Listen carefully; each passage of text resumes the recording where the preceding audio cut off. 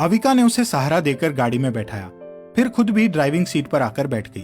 अविका कुछ सोचते हुए, वैसे एसआर, इस चोट का फायदा उठा लेना चाहिए आपको। सुमित सवालिया निगाहों से, कैसा फायदा? अविका शरारत से, आपकी फुलझड़ी को बता देते हैं, वो दौड़ कर आएगी आपके पास, और फिर क्या पता घबरा कर दिल की बात जुबान पर आ जाए। पर अगर वो नहीं आई, या फिर अगर उसे... अविका उसकी बात काटकर रागिनी का नंबर डायल करते हुए, कुछ नहीं होगा, मैं जानती हूँ उसे अच्छे से। रागिनी ने अविका की कॉल देख रिसीव कर कहा, क्या बात है मैडम, अभी तो घर गई हो और याद भी आ गई मेरी। अविका घबराए हुए स्वर में, रागी, कुछ लोगों ने एसआर को बहुत मारा है, मैं उन्हें उनके घर लेकर जा रही हूँ, तुम जल्दी आओ। रागिनी ने बिना कुछ कहे कॉल कट कर दिया और अर्चना जी से जरूरी काम का कहकर घर से निकल गई। अविका ने फोन साइड रखा और जल्दी से ड्राइव कर सुमित को अपने पहचान के डॉक्टर के पास ले गई। सुमित हैरानी से उसे देख रहा था। अविका ने डॉक्टर से उसकी ड्रेसिंग करवाई और दवाई लेकर गाड़ी में आ गई। क्या ठाकुर साहब, सस्पेंस से मेरी जान चली जाएगी। ये क्या कर रही हो, बताओ तो। अविका ड्राइव करते हुए, घर से निकल गई है और मुझसे तो नॉर्मल बात कर रहे हो, पर रागी के सामने थोड़ी एक्टिंग कर लेना। सुमित बच्चों जैसा मुंह बनाकर, पर मुझे तो एक्टिंग आती ही नहीं है। अविका उसकी मासूमियत देख, एसआर, आप प्यार करते हो ना रागी से? ये बात सबसे पहले तुम्हें ही पता चली है, फिर क्यों पूछ रही हो? अविका अपना सिर पीट कर, पूछ नहीं रही हूँ बाबा, बता रही हूँ, और अब आपको थोड़ी एक्टिंग तो करनी पड़ेगी, नहीं तो फिर मैं हूँ और मेरी स्टिक भी।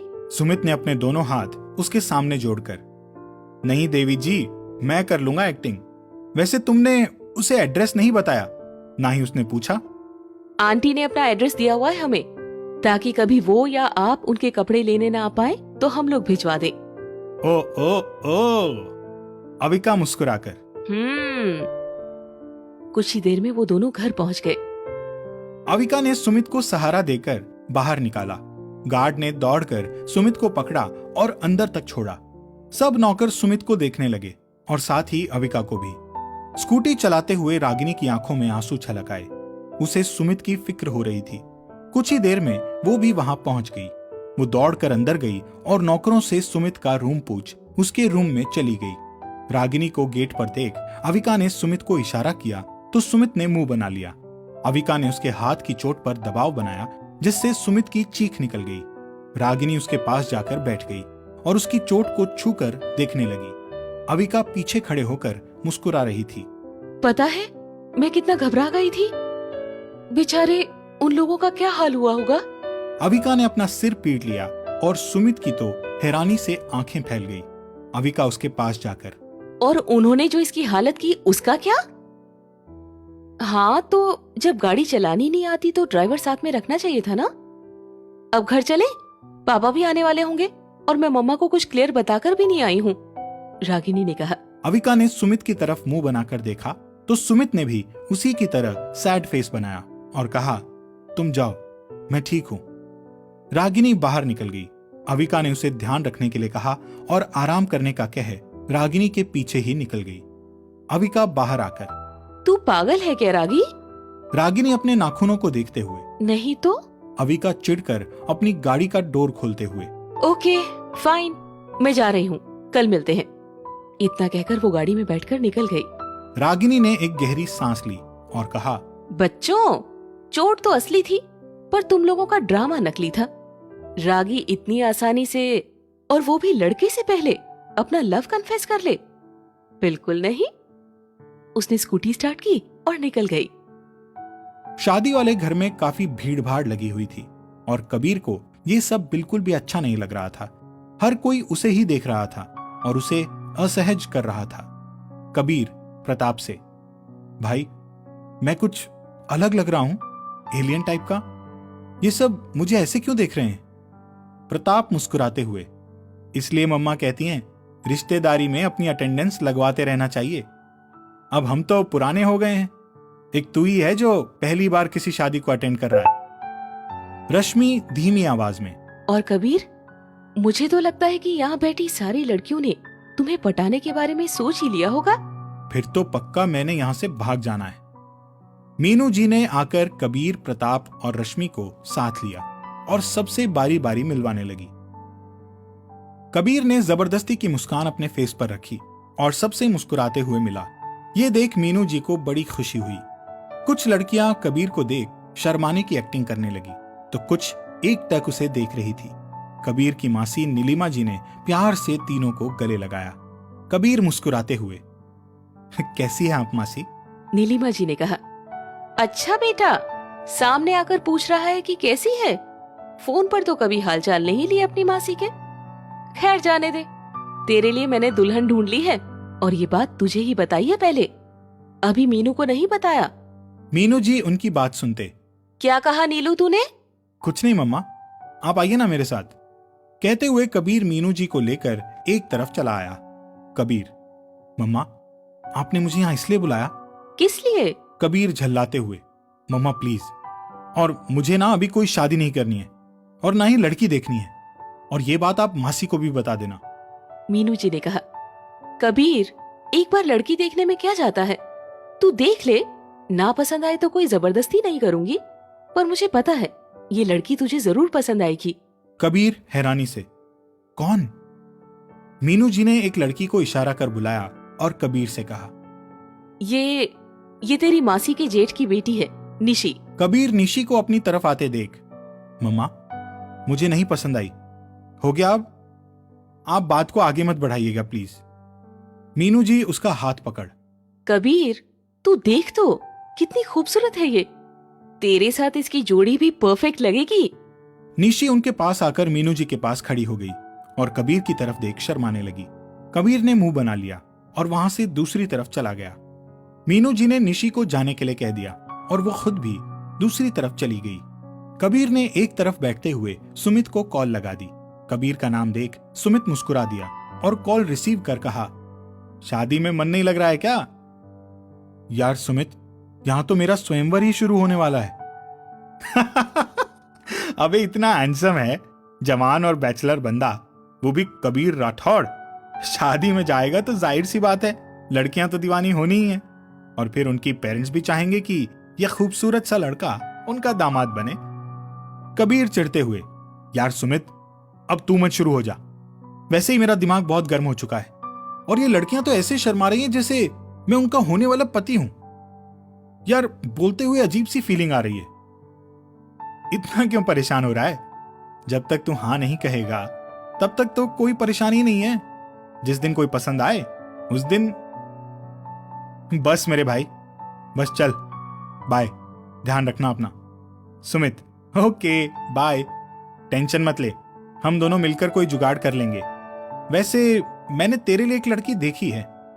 सुमित के कहते ही कबीर की आंखों के सामने अविका का चेहरा घूम गया और उसके फेस पर स्माइल आ गई। कबीर मुस्कुराते हुए, वो बाद में देखेंगे, अभी बाय।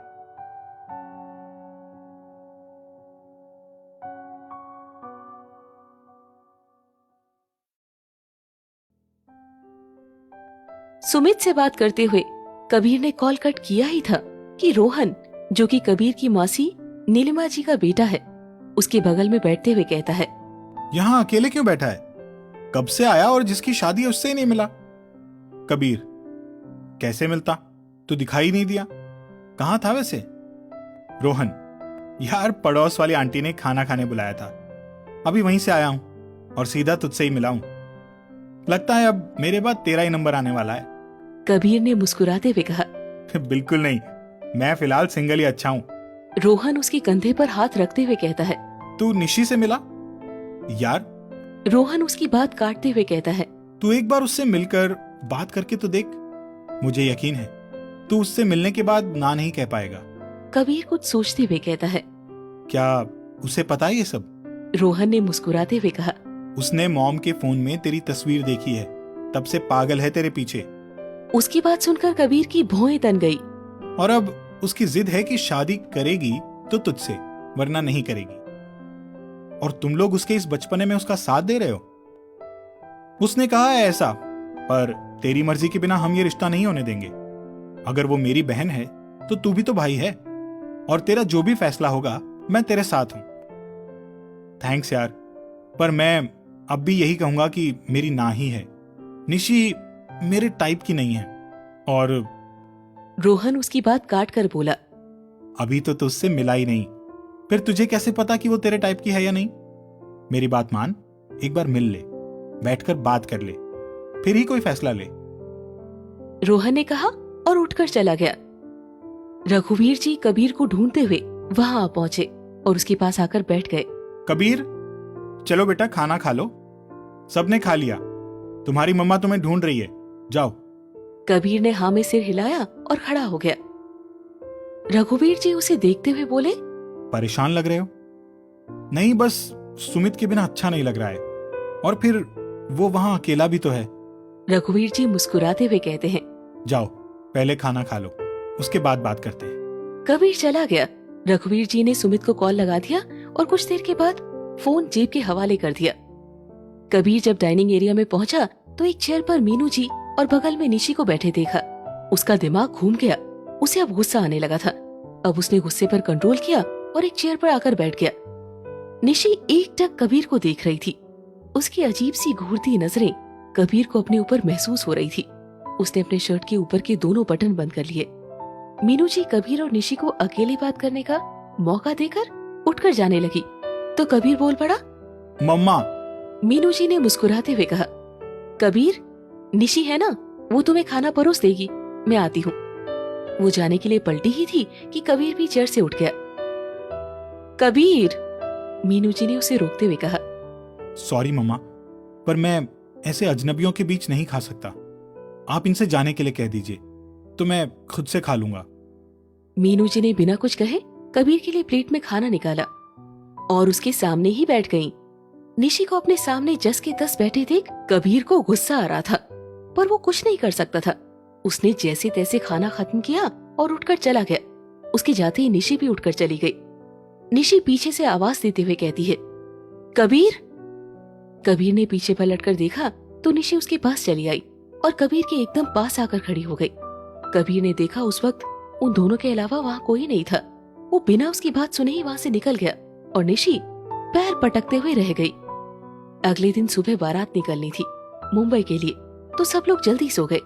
सबके सोने के बाद कबीर ने बैग से लैपटॉप निकाला और ईमेल्स चेक करने लगा। तभी उसे लगा कि किसी ने उसके बालों में हाथ घुमाया है। कबीर ने जैसे निशी को देखा उसने उसका हाथ झटका और उठकर खड़ा हो गया। कबीर ने गुस्से में कहा, तुम्हारी प्रॉब्लम क्या है? निशी उस पर नजरें गड़ाकर कहने लगी, आप। कबीर ने अपने बालों में हाथ घुमाया और फिर कहा, मैं तुमसे शादी नहीं करना चाहता और न ही कोई और रिश्ता रखना चाहता हूँ। निशी उसके करीब आकर उसके सीने पर हाथ रखकर बोली, पर मुझे तो आपसे ही शादी करनी है और इसीलिए आप चाहकर भी ना नहीं कह सकते। कबीर ने गुस्से में मुट्ठियां भींच ली और कुछ कदम पीछे कर लिए। निशी ने उसे देख अपना दुपट्टा नीचे फेंक दिया। उसे देख कबीर ने अपना लैपटॉप बंद किया और बैग में रखने लगा। निशी ने अपने बालों को फैला लिया और काजल और लिपस्टिक फैलाकर अपने कुर्ते की स्लीव्स जो कि नेट की थी उसे फाड़ दिया और जोर जोर से बचाओ बचाओ चिल्लाने लगी। कबीर ने हैरानी से उसे देखा और उसकी हालत देख वो और ज्यादा चौंक गया। निशी की आवाज सुनकर सब लोग उठकर आ गए और उसकी हालत देख सबने दूर खड़े कबीर को देखा। नीलिमा जी ने निशी को दुपट्टे से कवर किया। सब लोग आपस में खुसर फुसर करने लगे। निशी के पापा ने कबीर की कॉलर पकड़ ली। 2-4 लोग और आ गए। सबके सब कबीर को देख बातें बना रहे थे तो कुछ पुलिस के हवाले करने के लिए कह रहे थे। वहीं निशी कबीर को देखकर मुस्कुरा रही थी। कबीर ने जब उसे मुस्कुराते देखा तो उसका गुस्सा उबाल मारने लगा। वो जैसे उसकी तरफ गुस्से में देखकर आगे बढ़ने को हुआ, उसके पेट में एक पंच पड़ा जो कि निशी के पापा ने उसे मारा था। कबीर ने मीनू जी की तरफ देखा तो उन्होंने अपनी नजरें फेर ली। प्रताप कबीर के सामने आकर बोला, अंकल, कबीर ने कुछ नहीं किया है। निशी के पापा ने कहा, तो क्या मेरी बेटी झूठ बोल रही है? कबीर ने रघुवीर जी की तरफ देखा जो असहाय से उसे देख रहा था। मीनू जी भी जानती थी कबीर ऐसा कुछ नहीं कर सकता है, पर उनकी बातों पर कौन विश्वास करता। उनकी आंखों में आंसू भर आए। कबीर ने मीनू जी को रोते हुए देखा तो उसने अपनी नजरें झुका ली। कबीर ने कहा, देखिए, आप लोग गलत समझ रहे हैं। मैंने कुछ नहीं किया है। मैं तो यहाँ बैठकर अपना काम कर रहा था। ये वो आगे कुछ बोलता कि निशी ने जोर जोर से रोना शुरू कर दिया। नीलिमा जी उसे चुप कराने लगी, पर निशी अपना रोना बंद ही नहीं कर रही थी। उसे रोते देख उसके पापा ने कबीर को पीटना शुरू कर दिया। प्रताप ने रोका, पर बचाव के चक्कर में उसे भी लात घूंसे पड़ गए। रघुवीर जी और मीनू जी दोनों ही अपने बच्चों को बचाने और उन सबको रोकने के लिए आगे आए। कुछ लोगों ने उन्हें भी खरी खोटी सुनाई, उनके संस्कारों पर उंगली उठाई। तभी उन सबके बीच में रश्मि आ गई और सब अब उसे ही घूरने लगे। रश्मि ने सबको अपने कैमरे में शूट हुई वीडियो दिखाई, जिसे देखकर सब लोग दंग रह गए। कबीर ने अपने आप को छुड़ाया। रश्मि ने कहा, मैं यहाँ वीडियो बना रही थी कि तभी मुझे हॉस्पिटल से कॉल आया और मैं कैमरा चालू छोड़कर बात करने ऊपर टेरेस पर चली गई। जब नीचे आई तो ये सब तमाशा देखकर मुझे अपने चालू छोटे कैमरे की याद आ गई, और इसमें जो रिकॉर्ड हुआ है वो तो आप सबने देख ही लिया है। निशी उससे कैमरा छीनते हुए कहती है, ये सब झूठ है, झूठ है ये। मेरी इस हालत के जिम्मेदार ये हैं। रश्मि उसके हाथ से कैमरा वापस लेकर कहती है, सब सच है, और तुम्हें तो मैं आई हूँ तब से देख रही हूँ। कबीर के पीछे तब से पड़ी हो, जबकि वो तुमसे दूर भाग रहा है। मीनू जी अपने और निक्की के कपड़े बैग में भरकर ले आई, बाकी सबके तो बैग ही में थे, तो प्रताप से कहकर गाड़ी में रखवा दिए। नीलिमा जी ने और बाकी सब ने उन्हें रोकने की कोशिश की, पर अब कोई भी रुकना नहीं चाहता था। मीनू जी ने कहा, नीलू, तूने भी मेरे कबीर पर विश्वास नहीं किया, जबकि तू तो अच्छे से जानती है ना कबीर लड़कियों से दूर ही रहा है। उनकी आंखों में अब भी आंसू थे। कबीर ने उन्हें गाड़ी में बिठाया और नीलिमा जी के पैर छूकर कहा, हो सके तो उसका किसी अच्छे डॉक्टर से इलाज करवा लीजिएगा। सब एक ही गाड़ी में जैसे तैसे बैठे और कबीर ने गाड़ी सड़क पर दौड़ा दी। उसे अब भी वही सब कुछ याद आ रहा था। सब लोग खामोश थे, पर सबके अंदर काफी ज्यादा शोर था। देर रात सब घर पहुंच गए और अपने अपने रूम में चले गए। उन लोगों के जाते ही निशी के पापा ने उसे एक तमाचा मारा, जिससे वो नीचे गिर पड़ी। नीलिमा जी ने दौड़कर उसे उठाया। निशी के पापा ने रोते हुए कहा, आखिर इसने ये बात साबित कर ही दी। इसमें उस औरत का खून है जो सालों पहले ही अपने पति और बेटी को छोड़कर किसी और के साथ भाग गई थी। मैंने उस बच्चे के संस्कारों पर, उसके माँ बाप की परवरिश पर उंगली उठाई, और ये मेरी अपनी बेटी ने मुझे कहीं मुंह दिखाने लायक नहीं छोड़ा। निशी ने गुस्से में कहा, मैं कबीर से शादी करना चाहती हूँ, वो सिर्फ मेरा हो सकता है, सिर्फ मेरा।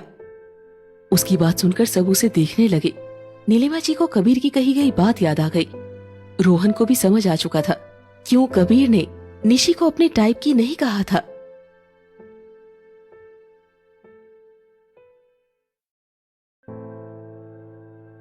कबीर ने पूरी रात खुली आंखों से बिता दी। उसके मन में एक ही बात थी, अगर वो वीडियो नहीं बनता या रश्मि कैमरा चालू ना छोड़ती तो कोई भी विश्वास नहीं करता। अविका सुबह उठकर जॉगिंग के लिए निकल गई। घर आकर उसने सबसे पहले सुमित को कॉल कर उसके हालचाल लेने चाहे। सुमित कॉल रिसीव कर, गुड मॉर्निंग ठाकुर साहब। अविका मुस्कुराकर, गुड मॉर्निंग, कैसे हैं आप? हाँ ठीक हूं। उसने कहा ही था कि कबीर उसके रूम में आ गया। सुमित उसे देखकर, तू कब आया? कबीर उसे देखते हुए, वो छोड़, ये बता इतनी चोट कैसे आई तुझे? सुमित ने उसे कल की सारी बात बताई और ये भी कि अविका ने आकर उसे बचाया। कबीर फीका सा मुस्कुराते हुए, क्या पता तेरी नजर में अच्छा बनने के लिए पहले तुझे पिटवाया हो और फिर तुझे बचाने के लिए भी पहुंच गई। ये सुनते ही अविका ने कॉल डिस्कनेक्ट कर दिया। सुमित ने भी कबीर की बात सुन फोन देखा और कॉल कट देखकर उसने गहरी सांस ली। कबीर फिर बोला, एक लड़की ने 4 गुंडों को अकेले पीट दिया, सोचने वाली बात है। सुमित, तू उसे नहीं जानता है तो उसके बारे में कुछ भी मत बोल। और हां, वो तेरे बाद अगर मुझे किसी ने समझा है तो वो अविका ही है, और कोई उसके बारे में गलत कहे ये मैं सुन नहीं सकता। कबीर रूम से चला गया और सुमित बाथरूम चला आया। अविका को बुरा लगा कबीर उसके बारे में ऐसा सोचता है। उसने सोचा, सही भी है अभी, कोई किसी पर इतनी जल्दी विश्वास नहीं करता है, पर तू पता नहीं क्यों एक ही मुलाकात में विश्वास करने लगती है। पर अब नहीं अभी। उसने अपने कपड़े उठाए और नहाने चली गई। कुछ ही देर में वो तैयार हुई और ब्रेकफास्ट कर टिफिन लेकर हाउस के लिए निकल गई। इधर सुमित को छोड़ सब अपने अपने काम पर निकल गए। कबीर ऑफिस पहुंचा तो उसे गुस्से में देख सब तरफ सन्नाटा पसर गया। उसने तेज आवाज में मैनेजर और असिस्टेंट को केबिन में आने के लिए कहा। वे दोनों भी उसकी गुस्से भरी आवाज सुनकर सहम गए। दोनों ही डरते हुए केबिन में पहुंचे। उन दोनों को देख कबीर दोनों हाथ टेबल पर रख, मिस्टर मुखर्जी के होटल का काम अब तक शुरू क्यों नहीं किया गया? मैनेजर, वो कबीर अपने दांत पीसते हुए, मैंने तुम्हें पूरा काम समझाया था। अगर तुमसे इतना सा भी नहीं होता तो घर बैठो। मुफ्त की तनख्वाह खाने का क्या मतलब है? जाओ अब यहां से। अविका फैशन हाउस पहुंची तो वहां विक्की पहले से मौजूद था। अविका ने उसे मुस्कुराकर देखा तो बदले में वो भी मुस्कुरा दिया। अविका ने गेट खोला और उसे अंदर आने के लिए कहा तो वो उसके पीछे पीछे गया। अविका ने कैबिन में आकर उसे ड्रेस का पैकेट थमाया और अपने काम में लग गई। तब तक रागिनी भी पहुंच गई और विक्की को देख मुस्कुराई तो विक्की जल्दी से बाहर निकल गया। कबीर के इतना कहते ही दोनों रूम से बाहर निकलने लगे। कबीर ने मैनेजर से जाने के लिए कहा और असिस्टेंट को रोक कर कहा, आज का क्या शेड्यूल है? कोई मीटिंग? असिस्टेंट, नो सर, आज कोई मीटिंग नहीं है। कबीर ने उसे भी जाने का इशारा किया तो वो भी कैबिन से निकल गई। उनके जाते ही कबीर ने चेयर पर सिर टिकाकर आंखें बंद कर ली। उसकी आंखों के आगे सिर्फ कल रात की घटना घूम रही थी। कैसे एक ही दिन में इतना कुछ हो गया? जिस निशी को वो ठीक से जानता तक नहीं था, उसने उस पर इतना घटिया इल्जाम लगाया सिर्फ इसलिए कि वो उसे पाना चाहती थी। कबीर ने आंखें खोली और अपने आप को काम में व्यस्त कर लिया। मीनू जी सुमित के रूम में पहुंची और उसकी चोट पर अपने हाथ से बनाया हुआ मलहम लगाया। सुमित उन्हें देखकर, आप लोग अचानक कैसे आ गए? कुछ हुआ है क्या मम्मा? मीनू जी मुस्कुराते हुए, कुछ नहीं हुआ है, बस कबीर वहाँ रुकना नहीं चाहता था और उसका गुस्सा तो तुम जानते ही हो। तुम ये बताओ, तुम किससे मार खा के आए हो इतनी? वो मम्मा, कल गलती से गाड़ी को हल्की सी टक्कर लग गई थी और उन जालिमों ने मेरा ये हाल कर दिया। उसकी बात सुन मीनू जी मुस्कुरा दी। उन्होंने उठते हुए कहा, तुम आराम करो, लंच रेडी होते ही आवाज दे दूंगी, आ जाना। सुमित ने सिर हिला दिया और मीनू जी रूम का गेट बंद कर बाहर आ गई। रागिनी अविका के केबिन में आकर, यार अभी चल ना, भूख लग रही है। 3 बार आ गई हूँ तुझे बुलाने, तेरा काम है कि खत्म ही नहीं हो रहा। अविका अपनी जगह से उठते हुए, यार कल संडे है तो सोचा कल फ्री माइंड रहे, इसीलिए आज सारा कुछ निपटा लूं। रागिनी खुश होकर, वाओ, इसका मतलब कल फुल डे मस्ती और घूमना। अविका मुस्कुराते हुए, सोचा कल अपने लिए भी टाइम निकाल लेते हैं। अब चल खाना खा ले। दोनों ने खाना खाया और फिर काम में लग गई। शाम होते ही रागिनी अपने घर चली गई और अविका अपने घर के लिए निकल गई। उसने अपने घर के आगे गाड़ी रोकी ही थी कि उसकी नजर सामने वाले बंगले पर पड़ी, जो काफी सालों से बंद ही पड़ा था। यह बंगला शर्मा जी का था। शर्मा जी और अविनाश जी ने एक साथ ही घर खरीदा था। दोनों एक दूसरे को जानते तो नहीं थे, पर आमने सामने रहते हुए दोनों परिवारों के बीच घनिष्ठता हो चुकी थी। शर्मा जी के परिवार में उनकी पत्नी मिसेस शर्मा, उनकी बेटी मिहिका और बेटा विशाल। कुछ सालों पहले ही शर्मा जी बीवी बच्चों के साथ विदेश शिफ्ट हो गए थे, जहां आज कुछ चहल पहल नजर आ रही थी। ये देख वो गाड़ी से उतरकर सीधे उधर ही चली गई। उसने वहां साफ सफाई का काम कर रहे एक नौकर से पूछा, दादा, यहाँ कोई आने वाला है क्या? उसकी बात सुन उस नौकर ने जवाब दिया, पता नहीं बेटा, हमें तो साफ सफाई करने के लिए कहा गया, तो हम कुछ नहीं जानते। अविका ने कुछ नहीं कहा और वापस अपने घर आ गई। अगले दिन सुबह ही रागिनी अविका के पास आ गई। दोनों ने साथ में मूवी देखी, गोलगप्पे खाए और बीच पर आ गई और पानी की लहरों से खेलते हुए वहीं रेत पर बैठ गई। रागिनी, अवी, क्या हुआ? अविका रेत पर उंगली से आकृतियां बनाते हुए, कुछ नहीं। कल जब विशु का खुला हुआ घर देखा तो एक पल को लगा वो वापस आ गया। रागिनी कुछ सोचते हुए, ये वही विशु है ना, जिसके जाने के बाद भी तू पूरा टाइम उसकी ही बातें किया करती थी? अविका ने मुस्कुरा कर कहा, वही है। तुझे पता है ना, वो मेरे बचपन का दोस्त है। उसके जाने के बाद ही तो तुझसे मिली थी। आज उसकी बहुत याद आ रही है। पिछले 1 साल से ना मिलने आया, ना ही कोई कॉल या मैसेज किया। रागिनी समझ गई थी अविका क्यों इतनी सैड है। उसके पापा को गए हुए साल भर होने वाला था। दोनों कुछ देर बैठकर घर चली गई। इधर कबीर ने जिम रूम में पंचिंग बैग पर अपना गुस्सा निकाल दिया। घर में सब परेशान थे। कबीर को कोई समझ नहीं सकता था और समझा भी नहीं सकता था। कबीर ने उस बारे में कोई भी बात करने से मना कर दिया था, इसलिए किसी ने सुमित को भी यह बात नहीं बताई थी।